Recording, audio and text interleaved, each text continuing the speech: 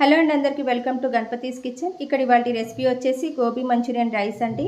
మామూలుగా క్యాలీఫ్లవర్ అందరం శుభ్రం చేసుకున్నట్టుగానే శుభ్రం చేసుకున్నాక దానిలో వచ్చేసి కొద్దిగా పసుపు, మిరియాల పొడి, కారము, తర్వాత ఆప్షనల్గా చిటికెడు కలరు, తర్వాత ఒక చెంచాడు మైదా పిండి, ఒక 2 చెంచాల కార్న్ఫ్లోర్, పెరుగు కూడా వేసుకోవాలి. ఆ పెరుగుతోటే మనకు ఆ తడితోటే కూర ఇది మసాలా అంతా కూడా పడుతుందండి. కాకపోతే నాకు ఇక్కడ మళ్ళీ ఒక చెంచా నీళ్లు కూడా పట్టాయి.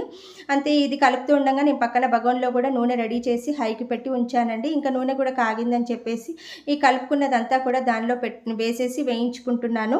బాగా హైకి పెట్టే వేయించుకోవాలండి. మనం ఎప్పుడు కూడా సిమ్కి పెట్టకూడదు. అండ్ ముఖ్యంగా రోడ్ సైడ్ ఫుడ్స్కి ఎప్పుడు కూడా హైకి పెట్టే చేయాలి, సిమ్ కట్రా పెట్టకూడదు. ఇంకా ఇదంతా వేగుతూ ఉందని చెప్పేసి నేను ఇంకో పక్కన బగోన్లో వచ్చేసి కొద్దిగా నేను నూనె వేసేసి దానిలో వచ్చేసి పచ్చిమిరపకాయలు, కరివేపాకు, వెల్లుల్లి ఇవన్నీ సన్నగా తరుక్కొని వేసుకున్నాక ఉల్లిపాయ, క్యాబేజీ, తర్వాత వచ్చేసి క్యారెట్ ఇవి కూడా వేసేసుకొని చక్కగా వేయించుకోవాలండి. చెప్పాను కదా, హైకి పెట్టే వేయించుకోవాలండి, సిమ్ కట్రా పెట్టకూడదు.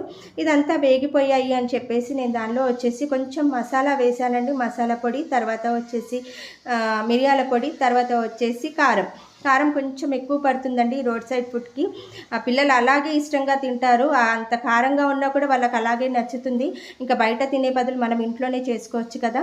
ఇదంతా మసాలా అంతా వేగాక మనం వేయించి పెట్టుకున్న గోబీ అంతా కూడా వేసేసుకొని దానికి కూడా అంతా మసాలా పట్టాక మనం వండి పెట్టుకున్న అన్నం కూడా దీనిలో కలిపేసేసుకోవాలండి. ఇంకా నేను బాస్మతి రైస్ పెట్టాను, మామూలు బియ్యం కూడా వండుకోవచ్చు. ఇంకా అది వేసేసి కలిపేసేసుకోవాలి. అంతే అండి, ఎమ్మీగా గోబీ మంచూరియన్ రైస్ రెడీ అయిపోయింది. మనకి ఇంకా బయట తినే పని లేకుండా కొంచెం ఓపిక చేసుకొని ఇంట్లోనే వండుకొని పిల్లలకు కూడా పెట్టుకొని మనము ఇంత తిన్నామనుకోండి ఎంతో హ్యాపీగా ఫీల్ అవుతాము.